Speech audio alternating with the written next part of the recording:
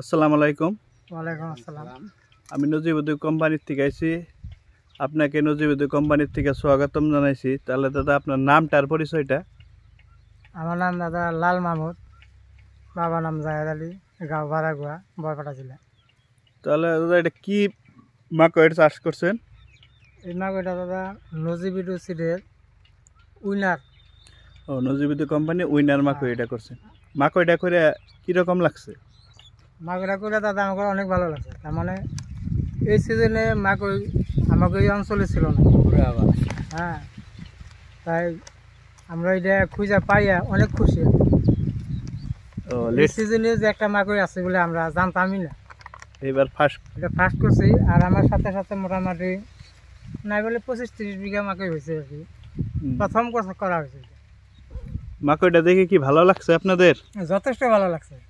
আমরা ফার্স্ট সিজনে যেটা করছিলাম ওই ক্ষেতে আমরা ফার্স্ট সিজনে মাকড়টা তুলে আবার নতুন করছি।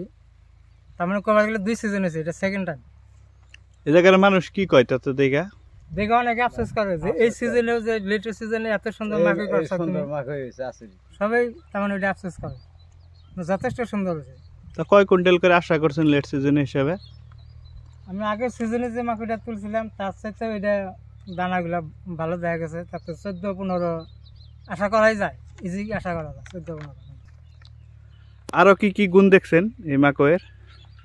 এই মাকড়টা দাদা আরেকটা ভালো লাগছে কি, এই যে ঝড় তুফান হয়ে গেল এখন তো একটা গাছ আমার হিলে নাই।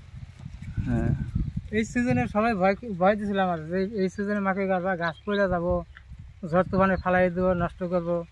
ইনশাল্লাহ একটা গাছও হিলে নাই। আপনি নিজেও দেখতে পাচ্ছেন একটা গাছও হিলে নাই।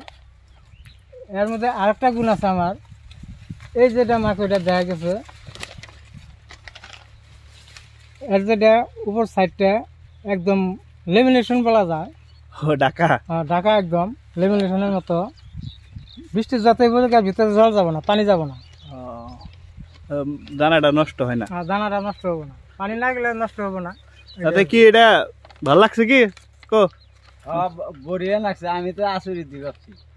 আগামীতে করবেন না? আশা আছে এইবারই করতাম, এই যে আমার অন্য দৌড়াদৌড়ি দিয়ে করলাম না, আশা আছে করবেন। আগামীতে এই জায়গায় অনেক হয়ে যাবো, এই মাকড়টা অনেক পেয়ে যাবো। ঠিক আছে, ধন্যবাদ।